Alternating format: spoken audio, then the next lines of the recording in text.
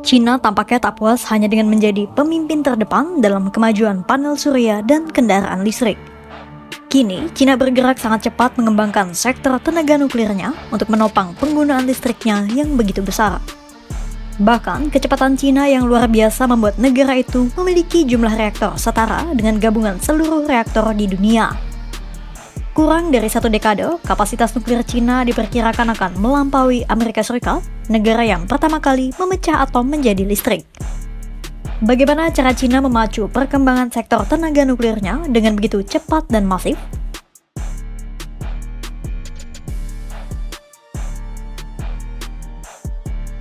Pada Rabu 22 Oktober 2025, The New York Times mengunggah laporan mendalam yang menunjukkan bagaimana China bisa mengembangkan sektor tenaga nuklirnya dengan cepat dan masif. Ada beberapa rahasia dan kiat yang dimiliki China dan tak dimiliki Amerika Serikat membuat Beijing dengan mudah melampaui kemajuan sektor nuklir Washington.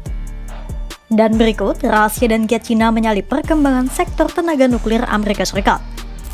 Pertama, karena adanya dukungan penuh dari negara, baik secara politik maupun finansial.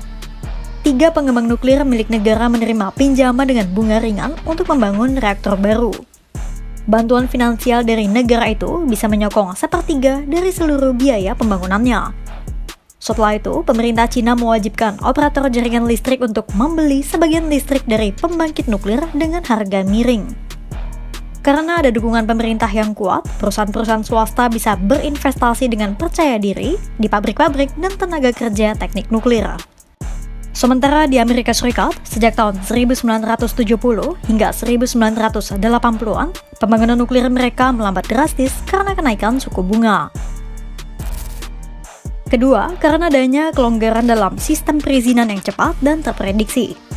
Di China, proses persetujuan reaktor lebih sederhana dan tidak mudah digugat. Begitu regulator memberi lampu hijau, reaktor biasanya bisa beroperasi hanya dalam beberapa minggu kemudian. Kecepatan dan kepastian hukum ini membuat investor berani menanam modal besar tanpa takut tertahan bertahun-tahun. Namun, bukan berarti China mengabaikan keselamatan. Hanya saja, proses yang diambil China lebih singkat.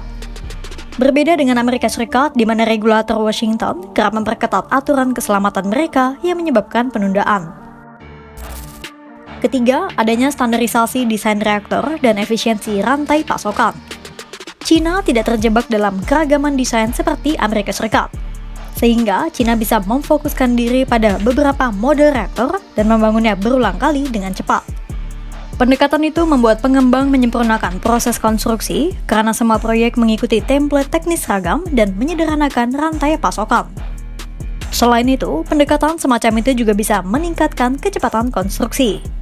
Di China, rata-rata pembangunan satu reaktor hanya membutuhkan waktu 5-6 tahun, separuh dari waktu yang dibutuhkan Amerika Serikat.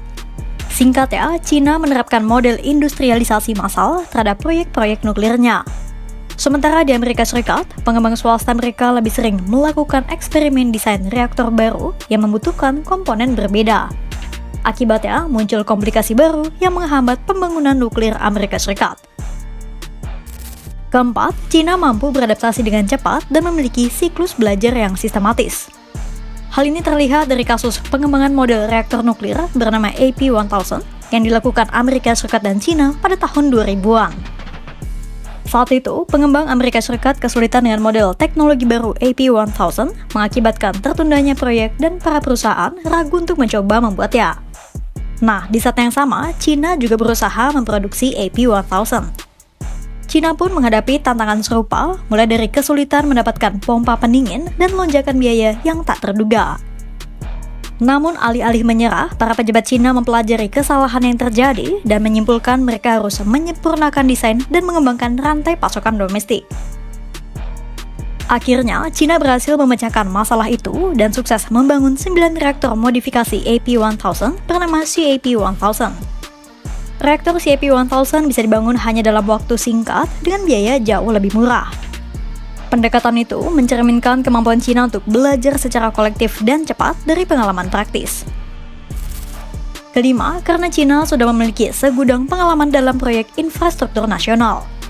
China telah menguasai pola manajemen proyek besar-besaran, mulai dari bendungan raksasa, jalan raya, hingga kereta cepat. Kemampuan koordinasi, efisiensi logistik, dan disiplin tenaga kerja itu langsung diterapkan dalam konstruksi nuklir. Keenam, karena Cina memiliki visi mendominasi sektor nuklir global dan adanya keselarasan pada pandangan geopolitik soal energi. Ambisi nuklir Cina tidak hanya berhenti pada kebutuhan domestik. Cina ingin menjadi pemasok reaktor dunia, mengikuti jejak Amerika Serikat, Rusia, dan Prancis. Cina bahkan telah mengekspor reaktor ke Pakistan dan merencanakan ekspansi ke negara-negara berkembang lainnya.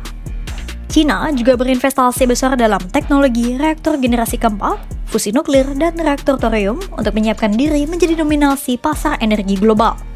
Semua itu selaras dengan pandangan mayoritas negara di dunia yang mulai beralih ke energi hijau. Tidak seperti Amerika Serikat yang justru semakin mengedepankan penggunaan bahan bakar fosil, terutama sejak berada di bawah pemerintahan Presiden Donald Trump.